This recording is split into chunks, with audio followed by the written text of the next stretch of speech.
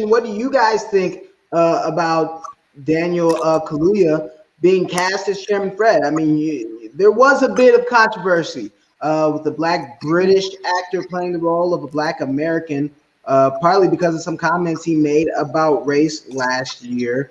And I believe we have the slide that says, "I'm not going to ignore that. I'm surrounded by racial issues, but I'm not defined by it. I'm just Daniel, who happens to be Black." This year's Oscars and BAFTA, here, I can't really see. Let me make this larger. This year's Oscars and BAFTA shortlist received heavy criticism for their lack of diversity, but Kaluuya said he did not want to be pushed into becoming a spokesperson for Black actors. What is there to talk about? Race?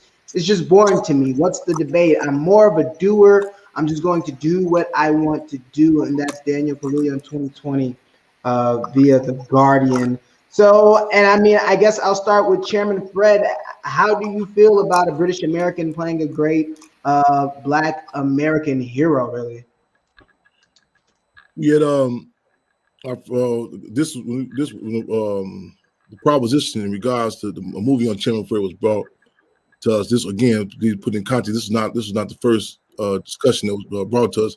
There were everyone from Forrest Whitaker to Antoine Fuqua to you name it was talking about this.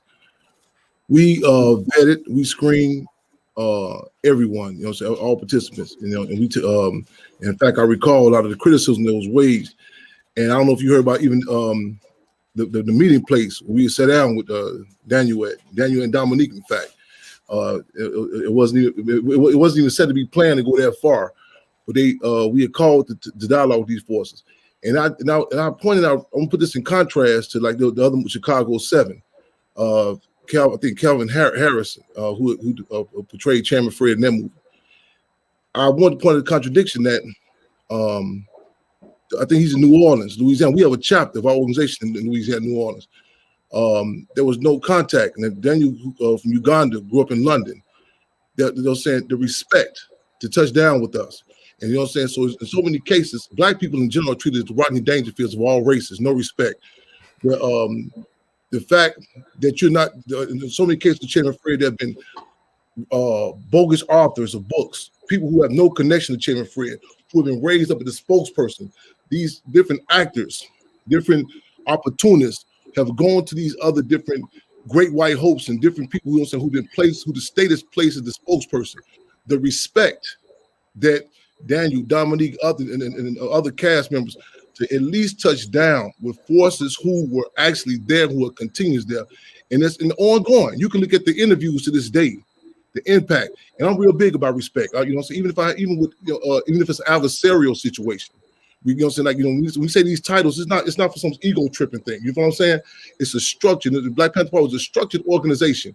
But in many cases, people will have respect for the ruling class. But when it comes to our community, the colonized community, it's a blatant disrespect.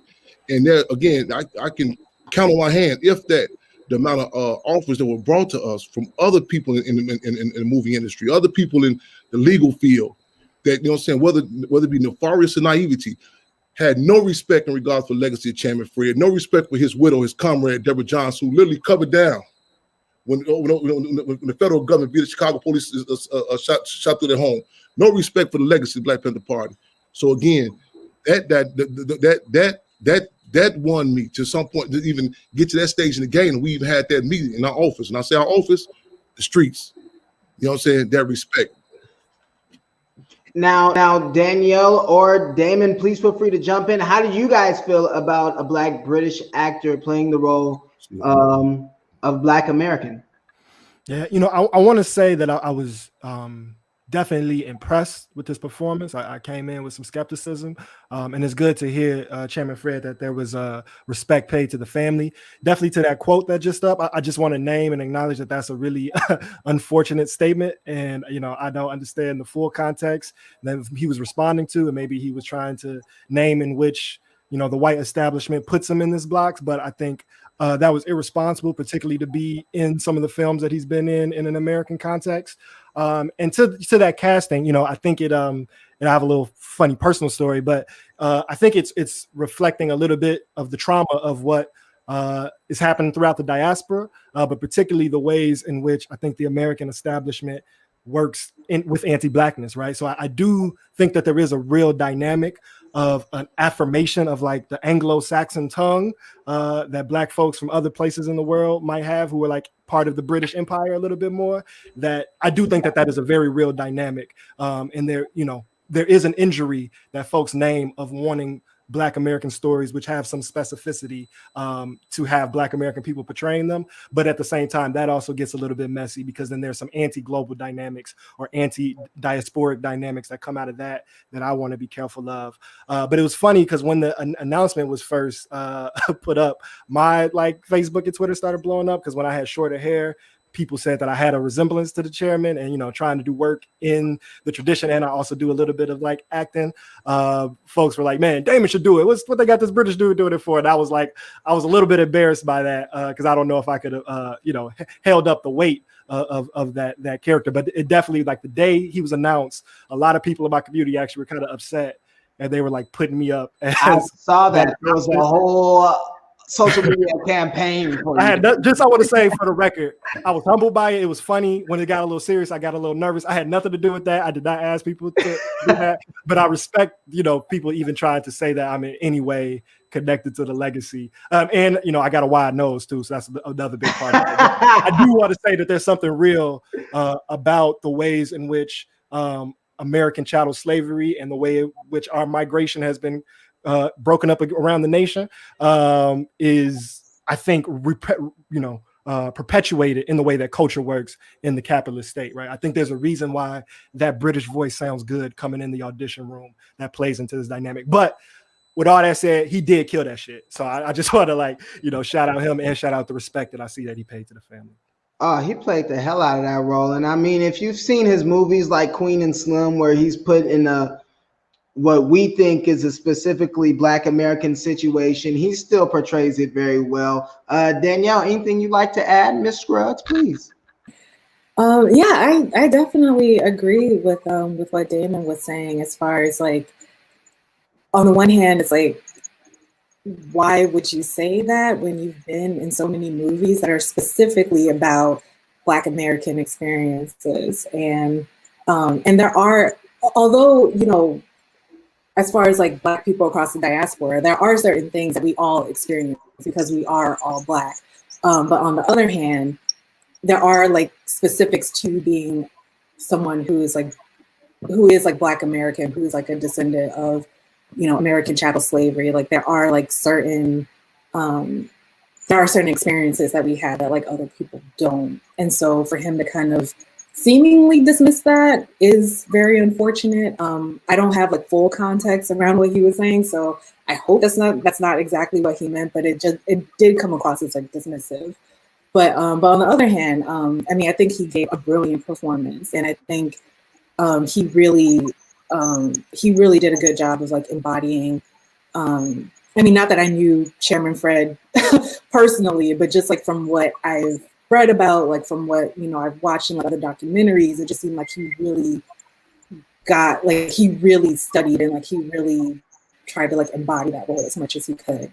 And something else I do want to point out is that, you know, I do think it's interesting that a lot of times, like, you know, Black artists are kind of like asked to, you know, talk about race and like be a representative for, you know, all types of issues that they might not fully have the range to talk about. And so, and that burden isn't placed on, you know, their white counterparts either. Like, you know, I mean, I don't think anyone's ever asked Aaron Sorkin about race and class and and politics and things like that, even though he's made movies like The Trial of Chicago 7. And so I do think that there's something there as well, that like maybe there's like a certain kind of burden that Black artists are expected to carry that may not be entirely fair.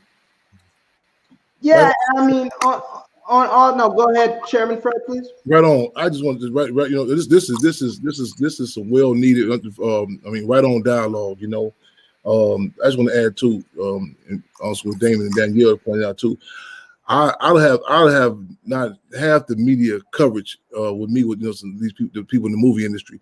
I know I can tell you countless situations where I've been misquoted or quotes taken out of context also. So I take that into account. But my experience with him, I like the comedic genius Richard Pryor, who's also impacted by the Black Panther Party. I like this term he used, a peopleologist, studying the people. I studied this brother. I look for something that politics, our politics, we look for wherever you call it, wherever you may be colonized at. This supersedes that a race or a class arrogance.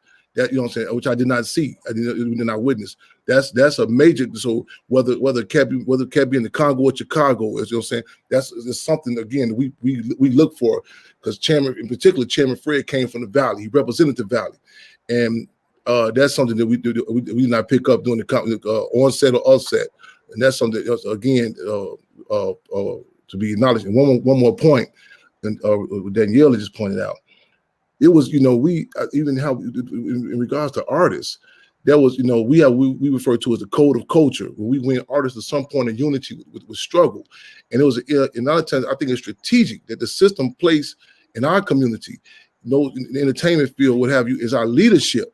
And in fact, there's an interview with Malcolm X, and the interviewer had stated to Malcolm X that Jackie Robinson disagrees with your position about violence. Malcolm X responded, whoa, wait a minute. We don't be quoting no Bob Hope or no Marilyn Monroe for your people as a spokesperson.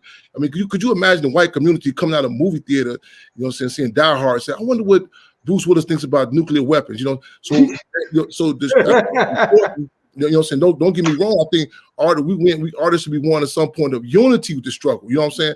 But again, now we didn't have no people out here that's struggling. You might say, okay, we got to opt for this here.